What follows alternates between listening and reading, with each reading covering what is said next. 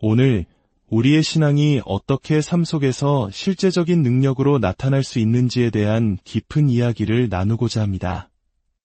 혹시 간절히 기도하고 노력하는데도 마치 하늘의 문이 닫힌 것처럼 느껴진 적이 있으신가요? 하나님께서 내 기도를 듣고 계시기는 한 걸까? 의문이 들었던 순간은 없으셨나요? 오늘 이사야서 시녀덜방의 말씀을 통해 하나님께서 진정으로 기뻐하시는 믿음이 무엇인지, 그리고 어떻게 우리의 삶이 메마른 땅의 샘물과 같은 축복의 통로가 될 수 있는지 함께 묵상해 보고자 합니다. 이 이야기가 당신의 마음에 울림을 준다면 하나님의 은혜를 더 널리 전하는 일에 동참해 주십시오. 구독과 좋아요를 통해 이 채널을 응원해 주시는 당신의 작은 행동이 어딘가에서 영적으로 목말라 하는 또 다른 영혼에게 이 메시지를 전달하는 귀한 도구가 될 것입니다. 당신의 나눔 위에 하나님의 크신 평강과 축복이 함께하기를 기도합니다. 어느 날이었습니다.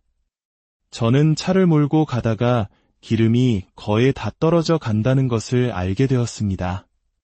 경고등이 깜빡이는 것을 보니 곧길 한복판에 멈춰 설 것 같았습니다.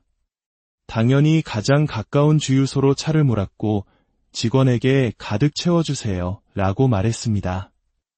연료 계기판의 바늘이 다시 끝까지 올라가는 것을 보니 마음이 놓였습니다. 그런데 문제가 생겼습니다. 다시 도로로 나와 달리기 시작한 지 얼마 되지 않아 차가 갑자기 덜덜거리며 울컥거리기 시작했습니다. 마치 숨이 넘어갈 듯 헐떡이는 것 같았습니다. 저는 급히 차를 갓길에 세우고 도대체 무엇이 문제인지 살펴보았습니다. 겉보기에는 모든 것이 정상이었고 연료 탱크는 분명 방금 채운 기름으로 가득 차 있었습니다. 하지만 무언가 심각하게 잘못되었다는 것은 분명했습니다. 결국 근처 정비소에 차를 끌고 가 정비사에게 도움을 청했습니다. 그는 차를 이리저리 살펴본 후 제게 이렇게 말했습니다. 손님, 문제의 원인을 찾은 것 같습니다. 연료를 확인해 봤는데 지금 탱크에 들어있는 것은 이 차에 맞는 연료가 아닙니다. 무언가 넣기는 하셨지만 이 차의 엔진이 사용하도록 설계된 종류의 연료가 아니네요. 모든 문제는 바로 여기서 비롯된 겁니다. 이 경험은 구약성경 이사야 시녀덜방에 나오는 하나님의 백성들의 모습을 떠올리게 합니다. 그들 역시 자신들의 신앙생활이 제대로 작동하지 않는다고 하나님과의 영적인 관계가 아무런 열매도 맺지 못한다고 느끼며 답답해하고 있었습니다. 그들은 하나님께 이렇게 항의합니다. 우리가 금식하는데 어찌하여 주께서 보지 아니하시오며 우리가 마음을 괴롭게 하는데 어찌하여 주께서 알아주지 아니하시나이까. 그들은 금식이라는 종교적 행위를 통해 자신들의 경건함을 증명하고 있었지만 그들의 삶에는 아무런 변화도 하늘로부터 오는 응답도 없었습니다. 그들은 자신들의 삶의 문제에 왜 하나님께서 개입하시지 않는지 알고 싶어 했습니다. 여기서 금식이란 영적인 도움을 얻기 위해 육체적인 갈망을 포기하는 행위를 의미합니다. 그들은 분명 금식을 하고 있었고 기도 모임을 가졌지만 아무것도 달라지지 않았습니다. 바로 그때 하나님께서 나타나셔서 그들의 생각과 기대를 완전히 뒤엎는 놀라운 진실을 말씀해 주십니다. 이것은 오늘날 우리 모두가 하나님을 우리의 삶 속으로 진지하게 모셔드리기 원한다면 반드시 듣고 배워야 할 진리입니다. 우리의 모든 영적인 노력들, 금식과 기도를 포함한 그 모든 행위들이 때로는 아무런 효과를 내지 못한 것일까요? 이사야 시녀덜방은 그 이유를 명확하게 보여줍니다. 하나님께서는 이렇게 말씀하십니다. 내가 기뻐하는 금식은 이런 것이 아니겠느냐? 마치 정비사가 제게 말했던 것처럼 하나님께서는 내가 나에게 주고 있는 그 연료는 내가 원하는 것이 아니다. 내 엔진이 요구하는 내가 받을 만한 연료를 다오. 너에게 좋은 것이 아니라 나에게 합당한 것이어야 한다. 라고 말씀하시는 것과 같습니다.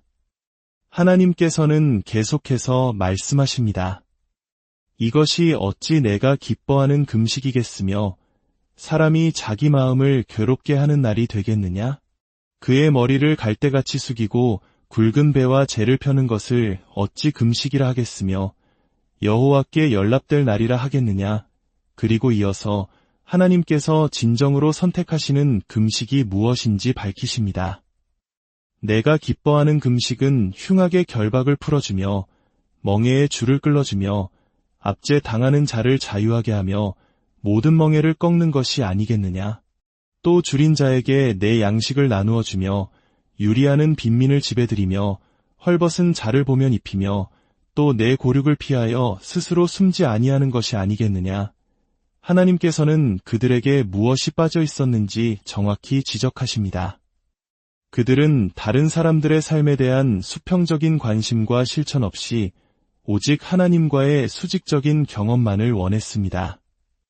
그들은 이웃을 위해서는 아무것도 하지 않으면서 하나님께서 자신들을 위해 무언가 해주시기를 바랐습니다. 다른 사람들의 삶을 개선하기 위한 이 땅에서의 어떠한 손길도 없이 하늘이 자신들을 방문해 주기만을 원했던 것입니다. 이것이 바로 오늘 우리가 반드시 알아야 할 위대한 진리입니다. 당신이 하늘의 능력을 이 땅으로 끌어내리기 위해 하나님께 나아갈 때 하늘은 당신이 다른 사람들을 돕기 위해 어떻게 밖으로 나아갔는지를 보고 싶어 합니다. 성경은 계속해서 하나님과의 수직적 관계와 이웃과의 수평적 관계를 연결짓습니다. 예수님께서도 말씀하셨습니다. 너희가 서로 사랑하면 이로써 모든 사람이 너희가 내 제자인 줄 알리라. 예수님은 우리가 찬양하고 기도하고 교회에 가는 것으로 제자됨이 증명된다고 하지 않으셨습니다. 바로 서로 사랑하는 것, 자기 자신을 넘어선 선한 영향력을 통해 증명된다고 하셨습니다. 우리가 하나님으로부터 받고자 하는 바로 그것을 다른 사람들에게 내어줄 때 우리는 하나님의 시선을 사로잡게 됩니다. 누가복음 6장 38절은 말합니다. 주라. 그리하면 너희에게 줄 것이니 당신이 내어주는 바로 그것이 당신에게 다시 주어질 것이라고 약속합니다. 하나님께서는 당신이 지금 요청하고 있는 그 축복을 흘려보낼 수 있는 통로가 될 사람인지 보고 싶어 하십니다. 만약 당신이 축복이 당신에게 오기만을 원하고 당신을 통해 다른 이에게 흘러가게 할 수 없다면 하나님께서는 당신에게 역사하시기를 주저하실 것입니다. 왜냐하면 당신은 축복의 통로가 아니라 모든 것이 고여 썩는 막다른 골목, 고인 물이 되기 때문입니다. 만약 당신이 하나님께 나아갈 때 그분의 마음을 온전히 얻고 싶다면 한 가지를 제안하고 싶습니다. 하나님께서 당신의 기도에 응답해 주신다면 그 응답을 가지고 다른 누군가를 위해 무엇을 할 것인지 그분께 말씀드리십시오. 바로 그 순간 당신은 하나님의 모든 관심을 받게 될 것입니다. 그것이 바로 하나님께서 선택하시는 금식이며 당신의 삶과 영적인 경험 속에서 하나님의 엔진이 힘차게 돌아가게 할 진짜 연료이기 때문입니다. 우리가 하늘을 향한 수직적 갈망을 땅을 향한 수평적 섬김과 연결할 때 하나님께서는 어떤 일을 하실까요? 말씀은 이렇게 약속합니다. 그리하면 내 빛이 새벽같이 비칠 것이며 내 치유가 급속할 것이며 내 공의가 내 앞에 행하고 여호와의 영광이 내 뒤에 호위하리니 내가 부를 때에는 나 여호와가 응답하겠고 내가 부르짖을 때에는 내가 여기 있다 하리라.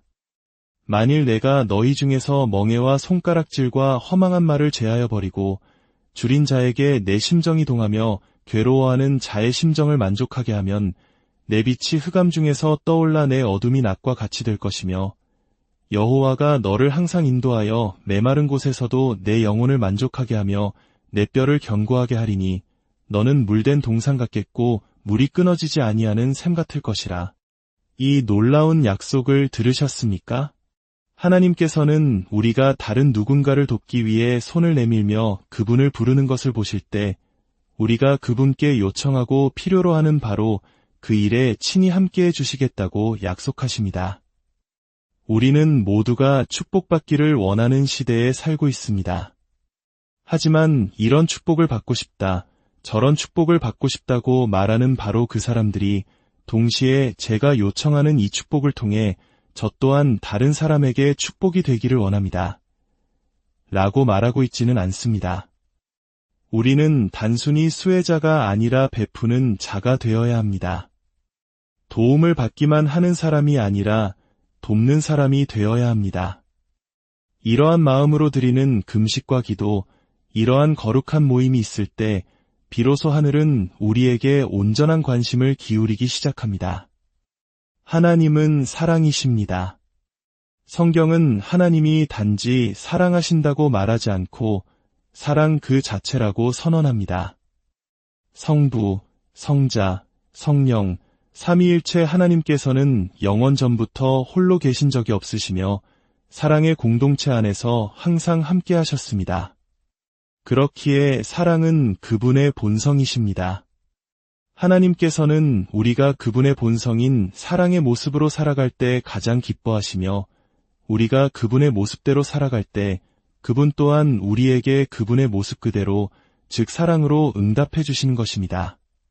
그러므로 만약 당신의 삶에 하늘로부터 오는 초자연적인 도움이 필요하다면 어둠 속의 빛이, 절망 속의 기쁨이, 무의미함 속의 평화가 필요하다면 당신이 지금 간절히 구하고 있는 바로 그것을 먼저 다른 이에게 나누어 주십시오. 그리고 지켜보십시오. 하나님께서 어떻게 눌러주고 흔들어 넘치도록 하여 당신에게 다시 안겨주시는지를 말입니다. 하나님께서는 당신의 기도를 듣기 원하십니다. 그리고 당신을 통해 이루어질 그 응답이 어떻게 또 다른 누군가의 삶을 어루만지게 될지 보고 싶어 하십니다. 이사야 시녀덜방은 우리가 기도하고 금식하기를 원하지만 우리가 원하는 방식의 가짜 연료가 아니라 하나님께서 기쁘게 일하실 수 있는 진짜 연료를 그분께 드리기를 원합니다. 그것은 바로 하늘로부터 와서 땅을 이롭게 하는 사랑의 실천입니다. 사랑하는 여러분, 오늘 당신의 삶이 물된 동상 같고 물이 끊어지지 않는 샘과 같이 되기를, 당신을 통해 메마른 땅이 회복되고 무너진 곳이 다시 세워지는 놀라운 역사가 일어나기를 주님의 이름으로 축복합니다.